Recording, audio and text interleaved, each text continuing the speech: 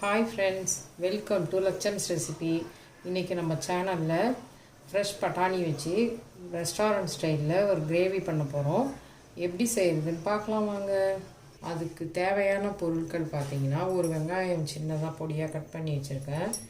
10லேருந்து 12 முந்திரி எடுத்து ஊற வச்சுருக்கேன் தண்ணியில். பட்டாணி உரித்து வச்சுருக்கேன். 1/2 கிலோ வாங்கினதில் உரிச்சது 1 கப் எடுத்து வச்சுருக்கேன். அப்புறம் தனியா பவுடர் 1.25 டேபிள் ஸ்பூன் எடுத்து வச்சுருக்கேன். அது மாதிரி 1 டேபிள் ஸ்பூன் மிளகாய்த்தூள் எடுத்து வச்சுருக்கேன். கரம் மசாலா 1 டீஸ்பூன் வச்சுருக்கேன். அதுக்கு தேவையானது இஞ்சி பூண்டு பேஸ்ட்டு போட்டுக்கலாம் ஒரு ஸ்பூன். இப்போ எப்படி செய்யுதுன்னு பார்க்கலாம். மீடியம் சைஸ் தக்காளி 4 எடுத்து அரைச்சி வச்சுருக்கேன். அதேமாரி 3 சின்ன குட்டி மீடியம் சைஸ் வெங்காயம் எடுத்து பேஸ்ட் பண்ணி வச்சுருக்கேன். இப்போ கடாய் காஞ்சிச்சு. 2 டேபிள் ஸ்பூன் அளவுக்கு வெண்ணெய் சேர்த்துக்கலாம். அது கூடவே 2 டேபிள் ஸ்பூன் நெய் சேர்த்துக்கலாம். நான் சின்ன ஸ்பூனாக இருக்கிறதுனால 3 தடவை போட்டிருக்கேன். இப்போ வெண்ணெய் நெய்யும் கொஞ்சம் லைட்டாக காயிட்டும். அது தாளிக்கிறதுக்கு பட்டை ஒரு துண்டு எடுத்து வச்சுருக்கேன். கிராம்பு அதே போல் ஒரு 3, 2 ஏலக்காய், பிரிஞ்சி ஏலக்காய் அது வச்சுருக்கேன். இதுதான் தாளிக்கப்படும். வெண்ணெயும் நெய்யும் காஞ்சிடுச்சு. அதில் நான் எடுத்து வச்சுருக்க பட்டை 3 லவங்கம், 2 ஏலக்காய், பிரிஞ்சி ஏலக்காய் அது சேர்த்துட்டேன். கட் பண்ணி வச்சுருக்கேன். ஒரு சின்னதாக ஒரு பெரிய வெங்காயத்தை பொடியாக கட் பண்ணி வச்சுருக்கேன். அதையும் சேர்த்துக்கலாம். அதில் வெங்காயம் பொன்னிறமாக கண்ணாடி பதம் மாறிடுச்சு. 1 டேபிள் ஸ்பூன் அளவுக்கு இஞ்சி பூண்டு பேஸ்ட்டு சேர்த்துக்கிறேன். அதில் சேர்த்து இஞ்சி பூண்டு பேஸ்ட்டு வாசனை போகிற அளவுக்கு 1 நிமிஷம் வதக்கலாம். இஞ்சி பூண்டு பேஸ்ட்டு சேர்த்து 1 நிமிஷம் வதங்கியாச்சு. இப்போ 3 வெங்காயம் எடுத்து பேஸ்ட் பண்ணி வச்சுருந்தேன்ல, அந்த பேஸ்ட்டை சேர்த்துக்கலாம். வெங்காயம் பேஸ்ட்டை சேர்த்துக்கலாம். அதில்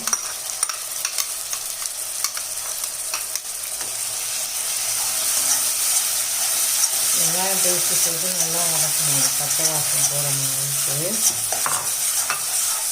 வெங்காயம் 3 வாசனை போகிற அளவுக்கு நம்ம வதக்கிக்கலாம். வெங்காயம் வதங்கிடுச்சு. அதில் 1.5 டேபிள் ஸ்பூன் அளவுக்கு வெறும் மிளகாய்த்தூள் சேர்த்துக்கிறேன். அது கூடவே 1.5 டேபிள் ஸ்பூன் அளவுக்கு தனியாத்தூள் சேர்த்துக்கிறேன். கரம் மசாலா 1 ஸ்பூன் எடுத்து வச்சு சேர்த்துக்கலாம். சேர்த்து இதை நல்லா வதக்கிக்கலாம்.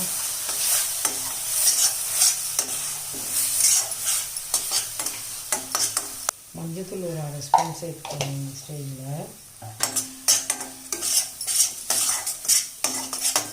லேசாக காரம் மசாலா எல்லாம் அந்த வெங்காயத்தோடு சேர்ந்து வதங்கிடுச்சு. இப்போ இந்த ஸ்டேஜில் நம்ம அரைச்சி வச்சுருக்க தக்காளி விழுதும் சேர்த்துக்கலாம்.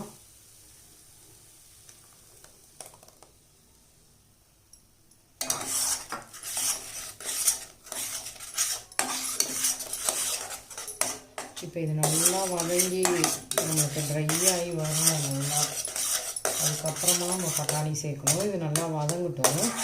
வதங்கினதும் பார்க்கலாம்.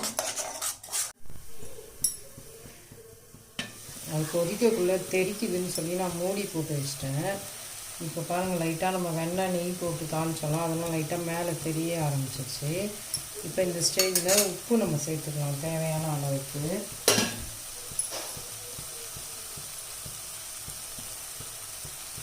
ஒரு டீஸ்பூன் சேர்த்துருக்கேன். அது கூட இன்னும் கொஞ்சோண்டு சேர்த்துக்கிறேன். அப்புறம் வெண்ணெய் தேவையா என்னன்னு பார்த்துட்டு சேர்த்துக்கலாம்.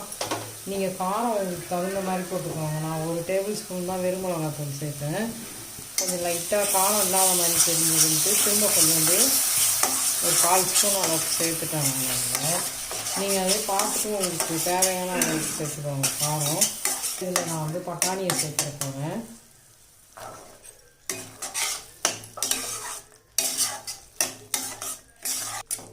பட்டாணி சேர்த்து 1 நிமிஷம் வதக்கி கொடுங்க.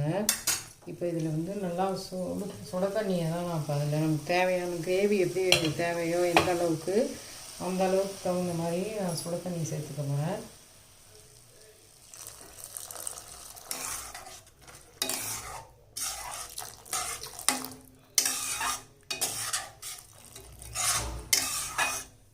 நீங்கள் இந்த அளவு இருக்கிற அளவுக்கு தண்ணி சேர்த்துக்கோங்க. அது கொதிச்சு நமக்கு கிரேவி பதம் வரணும்ல, அதனால் இந்த அளவுக்கு தண்ணி சேர்த்துருக்காங்க. இப்போ நீங்கள் உப்பு காரம் பார்த்துட்டு என்ன சேர்த்துக்கலாம். இந்த ஊற வச்ச முந்திரி பருப்பு இருக்குல்ல, அதை அரைச்சிட்டு இப்போ அந்த பேஸ்ட் அதில் சேர்க்க போகிறேன். சேர்த்துட்டு மூடி வச்சிட்டோன்னா நமக்கு கிரேவி ரெடி ஆகிடும். இப்போ ஊற வச்சு இந்த முந்திரி பேஸ்ட்டு பண்ணிவிட்டேன், அதை அது கூட சேர்த்துக்கலாம்.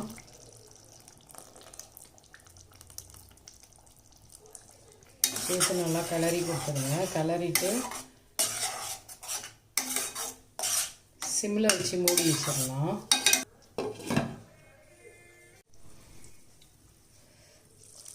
இப்போ முந்திரி அரைச்சி ஊற்றின பிறகு நல்லா மூடி வச்சுட்டேன் சிம்மில் வச்சு.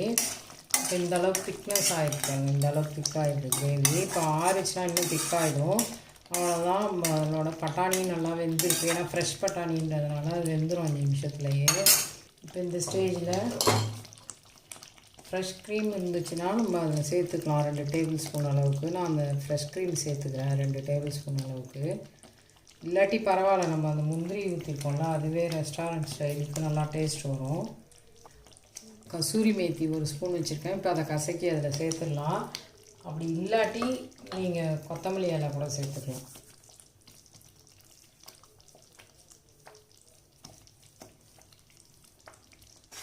அவ்வளோதான், ரெஸ்டாரண்ட் ஸ்டைல் பட்டாணி கிரேவி ரெடி ஆகிடுச்சு.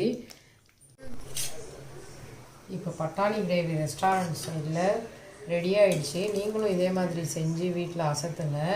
குழந்தைங்களுக்கு ரொம்ப பிடிக்கும். நம்ம ரெஸ்டாரண்ட்டில் போய் வாங்கி சாப்பிட தேவையில்லை, வீட்டிலே அதே டேஸ்ட்டில் செஞ்சு சாப்பிட்லாம். இதே மாதிரி நீங்களும் செய்யுங்க, வீட்டில் என்ஜாய் பண்ணுங்கள், சூப்பராக இருக்கும். இப்போ சீசன் பட்டாணி நமக்கு கிடைக்குதில்ல, வாங்கி அதில் செஞ்சோம்னா நல்லாயிருக்கும். இதேமாரியே நீங்களும் பட்டாணி கிரேவி செஞ்சு என்ஜாய் பண்ணுங்கள். லட்சம்ஸ் ரெசிபியை லைக் பண்ணுங்கள், ஷேர் பண்ணுங்கள், சப்ஸ்கிரைப் பண்ணுங்கள். தேங்க்யூ. அது கூட கொஞ்சோண்டு க்ரீம் சேர்த்துக்கிறேன்.